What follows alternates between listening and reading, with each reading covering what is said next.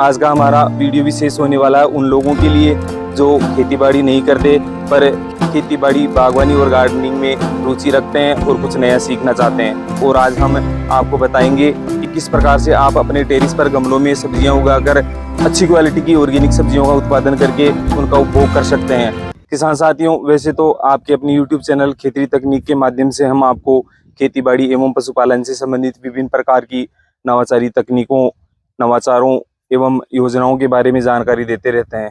साथ ही साथ हम कोशिश करते हैं आपके अपने यूट्यूब चैनल खेती तकनीक से जुड़े हुए उन लोगों के लिए जो खेतीबाड़ी नहीं करते पर खेतीबाड़ी, बागवानी और गार्डनिंग में रुचि रखते हैं और कुछ नया सीखना चाहते हैं। आज का हमारा वीडियो विशेष होने वाला है उन लोगों के लिए जिनके पास खेतीबाड़ी के लिए ज़मीन नहीं है पर खुद की सब्जियां उगाना चाहते हैं और शुद्ध सब्जियां खाना चाहते हैं।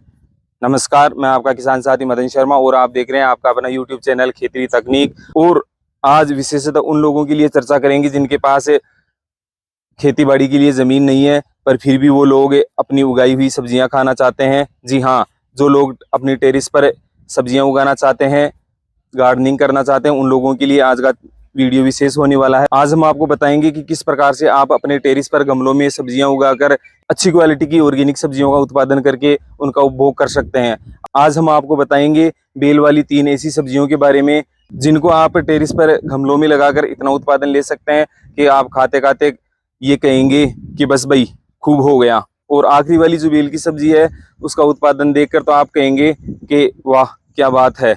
सबसे पहले तो हम चर्चा कर लेते हैं कि आपको गमला कैसे तैयार करना है, किस साइज का गमला लेना है और क्या क्या सावधानियां बरतनी है। देखिए, सबसे पहले आपको मिट्टी तैयार करनी है। मिट्टी तैयार करने के लिए आप साफ मिट्टी ले ले और साफ मिट्टी में जैसे आपके पास अगर सड़ी हुई पुरानी गोबर की खाद हो तो वो काम में ले सकते हैं, या साथ ही साथ आपके पास अगर ऑर्गेनिक खाद, कंपोस्ट खाद हो तो वो भी काम में ले सकते हैं। आप ध्यान रखें आपका गमला जो हो वो कम से कम 24 इंची का हो या बड़ा हो तो और भी अच्छा रहेगा। साथ ही साथ अगर गमला सीमेंट वाला हो, मिट्टी वाला हो तो वो ठीक रहेगा, क्योंकि मिट्टी वाला जो गमला होता है वो पौधे को टेम्परेचर मेंटेन करने में सहायता करता है। जैसे आपकी ये मिट्टी है, इसमें आप 3/4 मिट्टी डाल दें और 1/4 आपकी कंपोस्ट खाद या सड़ी हुई खाद डाल दें और उसको अच्छे से मिक्स कर लें। इस प्रकार से आप इसको अच्छे से मिक्स कर लें मिट्टी और खाद को। साथ ही साथ अगर आप पूर्णतः ऑर्गेनिक सब्जियों का उत्पादन करना चाह रहे हैं तो इसमें कीड़े वगैरह न लगे, इसकी रोकथाम के लिए आप नीम की सड़ी हुई गली हुई पत्तियां काम में ले सकते हैं। इनको मिलाने से आपको फ़ायदा ये रहेगा कि इसमें किसी प्रकार के कीड़े वगैरह नहीं लगेंगे। मैंने सड़ी हुई ये नीम की पत्तियां हैं वो इसमें मिक्स कर दी है। अगर आपके पास सड़ी हुई गली हुई नीम की पत्तियां न हो तो ताज़ा पत्तियां ले सकते हैं। उनको कुछ दिन के लिए छाया में सुखाकर भी आप गमले में जो मिट्टी भर रहे हैं उसमें मिलाकर एक ऑर्गेनिक कीटनाशक के रूप में काम में ले सकते हैं। मिट्टी तैयार करने के बाद आप जिस भी गमले में आपकी मिट्टी भर रहे हैं, बेल लगाना चाह रहे हैं, विशेष ध्यान रखें कि जो भी गमला ले रहे हैं सीमेंट का हो, प्लास्टिक का हो, उसके नीचे छेद होना आवश्यक है, क्योंकि आप जो पानी डालते हैं सारा पौधा अब्जॉर्ब नहीं करता है और पानी अगर इस गमले के अंदर ही रुका रहा तो आपके बेल में, पौधे में जड़गलन आके धीरे धीरे पौधा पीला होके खत्म हो जाएगा। इसलिए आप जो भी गमला ले उसमें पेंदे में छेद हो ताकि जो भी अतिरिक्त पानी है उसका निकास हो जाए। जो भी आपने गमला लिया है उसको आपके तैयार की हुई मिट्टी है उससे लगभग 1/4 से भी ज़्यादा भर ले और इसको मिट्टी को अच्छे से दबा ले ताकि इसमें नीचे एरेशन न हो और जो आपका पौधा है उसकी जड़ें अच्छे से मिट्टी में पकड़ करके पोषण ले सकें। आप देख सकते हैं हमने जो कंपोस्ट खाद, गोबर की खाद, मिट्टी और नीम की सड़ी गली पत्तियों से जो मिट्टी तैयार की थी उससे हमने बकेट को भर लिया है। और बकेट का ध्यान रखिए, आपकी जो भी गमला है, बकेट है, जो भी आप काम में ले रहे हैं बेल लगाने के लिए वो लगभग 4 से 5 इंच तक खाली रहे ताकि आप पानी वगैरह डालें वो बाहर न गिरे। इसके बाद आप जिस भी बेल का पौधा लगाना चाह रहे हैं उसके 3 से 4 बीज आप इसमें लगभग 1 से 1.5 इंच की गहराई में आप देख सकते हैं इस प्रकार से हल्का सा खड्डा करके इसमें लगाएं और मिट्टी से बंद कर दे। हमने अपनी जो बकेट तैयार की है उसमें लगभग 4 बीज लगा देते हैं ताकि आपके जो पौधे हैं अगर कम लंबाई भी लेंगे तो फल अच्छे से दे पाएंगे। यह विशेष ध्यान रखें कि जो आप बीज लगा रहे हैं वो ज़्यादा गहरे नहीं जाने चाहिए। हमने 4 बीज लगा दिए हैं और इसको हल्की सी मिट्टी से दबा दिए हैं। इसके बाद आप तैयार की हुई इस गमले में हल्की हल्की सिंचाई कर दें। पानी का विशेष ध्यान रखें। गमले में कभी भी आवश्यकता से ज़्यादा पानी न भरें। एक बार आप जब शुरू में पौधा लगा रहे हैं तब उसको थोड़ा अच्छे से गीला कर दें ताकि नीचे तक इसमें नमी पहुंच जाए। इसके बाद आप मौसम की गर्मी के हिसाब से, डिमांड के हिसाब से इसमें 3 से 4 दिन में हल्की हल्की सिंचाई करते रहे। और गमले को शुरू में आप अगर छाया वाले स्थान पर रख देते हैं तो सबसे अच्छा रहेगा। गमले में बीज लगाने के बाद लगभग 6 से 7 दिन के अंदर आपका बीज प्रस्फुटित हो जाएगा और धीरे धीरे पौधा बड़ा होने लग जाएगा। पर बेल वाली सब्जियों के लिए सबसे बड़ी समस्या ये रहेगी कि उनका प्रसार कहाँ होगा, फैलेगी कहाँ। अगर आपकी छत के ऊपर गुमटी है, टेरिस है, तो आप उस टेरिस के ऊपर भी इन बेल वाली सब्जियों को चढ़ा सकते हैं। या आपके छत के ऊपर जो आपकी दीवार खींची हुई है उसमें कपड़े सुखाने के लिए जो तार खींच रहे हैं, उसी प्रकार से आप साइड की दीवारों पे लगभग 6 से 7 फीट की दूरी पर दो आप एंगल लगा के उसके ऊपर एक तार का जाल बना सकते हैं।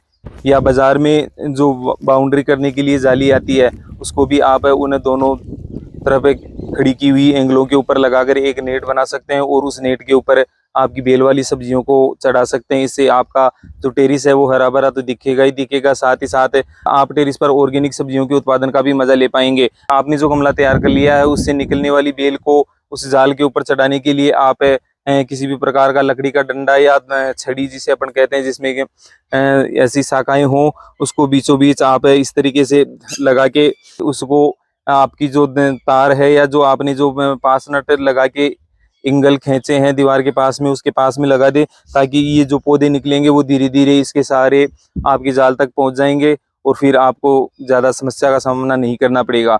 अब मैं आपको बता दूं कि मैंने 3 प्रकार की सब्जियां बेल वाली अपने यहाँ लगा रखी है। हालांकि मेरे पास ज़मीन काफ़ी पर्याप्त है, इसलिए मैंने गमले की बजाय ज़मीन पे लगाना उचित समझा है। आप कौन कौन सी 3 बेल वाली फसलें अपने टेरिस पर लगा सकते हैं उसकी जानकारी मैं आपको दे देता हूं, ताकि आपको बेल वाली फसलों के चयन में किसी प्रकार की असुविधा का सामना न करना पड़े। आइए साथियों, बेल वाली सब्जियों में जो आप टेरिस पर लगा सकते हैं, सबसे पहली और सबसे सस्ती, बिना किसी खर्चे के उत्पादन देने वाली आपकी जो है परमल काचरी, जैसे परमल बोलते हैं हमारे यहाँ देसी में, इसको सावण काचरी भी बोलते हैं। बहुत आयत से लगती है और लोग इसकी सब्जी भी बड़े चाव से खाते हैं, पौष्टिक होती है। और लगभग जून से लेकर सितंबर अक्टूबर के महीने तक बरसात की जो समय रहता है उसमें बहुत आयत से लगती है। तो आप चाहे तो सबसे पहले परमल की जो बेल है वो भी लगा सकते हैं। परमल की बेल आप देख सकते हैं मेरे जो खेत में तार बाउंड्री लगी हुई है, केवल मैंने उसके सारे लगा रखी है और इस पे अच्छी क्वालिटी की जो आपकी परमल है वो लगी हुई है। और आप इसका एक अच्छा ऑर्गेनिक उत्पादन करके घर में सब्जियों के लिए काम में ले सकते हैं। अगर आप अच्छे से केयर करते हैं तो इस पे इतनी परमल लगेगी कि आप नई पड़ोसी भी खा खा कर ये कहेंगे कि बस भाई बहुत हो गया।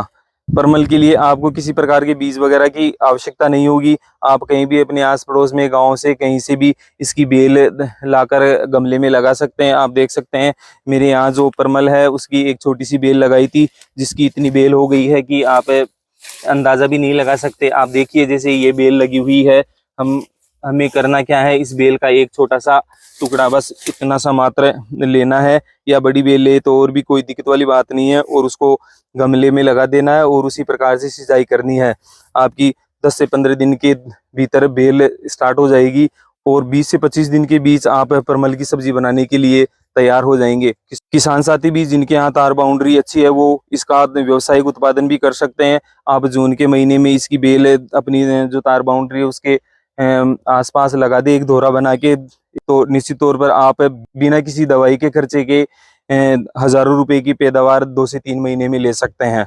आपके टेरिस पर गमले में बेल की जो दूसरी फसल आप चुन सकते हैं वो आपकी तुरई है। तुरई का भी आप गमले से एक अच्छा उत्पादन लेकर भरपूर सब्जी का आनंद ले सकते हैं। आप देख सकते हैं यहाँ तुरई के कुछ बीज लगाए थे और ये जो छड़ियां हैं उनके ऊपर ये चढ़ी हुई है। तो आप देख सकते हैं यह पौधा अभी 10 से 15 दिन का हुआ है और अब जैसे जैसे ये परिपक्व होने को जा रहा है, इसमें पुष्पन की क्रिया आरंभ होगी। आप देख सकते हैं इसमें ये जो आपके फूलों की प्राइमरी कलियां दिख रही है, इनमें अब धीरे धीरे फूल आएंगे और आपकी तुरई लगना स्टार्ट हो जाएगी। आप देख सकते हैं एक बेल पे नजदीक नजदीक कितने फूल तैयार होने को है। तो आप टेरिस पे गमले के माध्यम से आप तुरई का भी ऑर्गेनिक उत्पादन करके सब्जियों का भरपूर आनंद ले सकते हैं।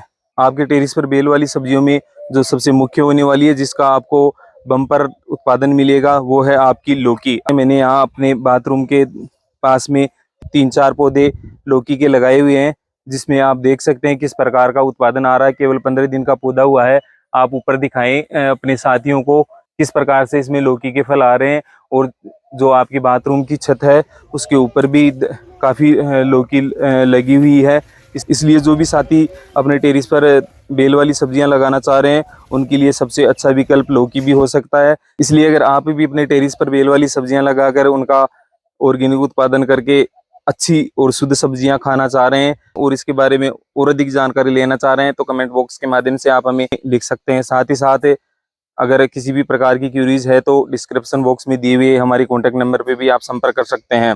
अगर आपको वीडियो पसंद आया हो तो लाइक और शेयर करना न भूलें, ताकि अन्य साथियों को भी इसका फ़ायदा मिल सके जो टेरिस पर सब्जियां उगाना चाहते हैं, बागवानी करना चाहते हैं। साथ ही साथ अगर आप हमारे चैनल खेती तकनीक पर नए हैं तो चैनल को सब्सक्राइब करके बेल आइकन जरूर दबा लें, ताकि खेती बाड़ी के साथ साथ आपको आपकी गार्डनिंग और टेरिस पर विभिन्न प्रकार की सब्जियां उगाने संबंधी जानकारियां आपको घर बैठे मिलती रहे।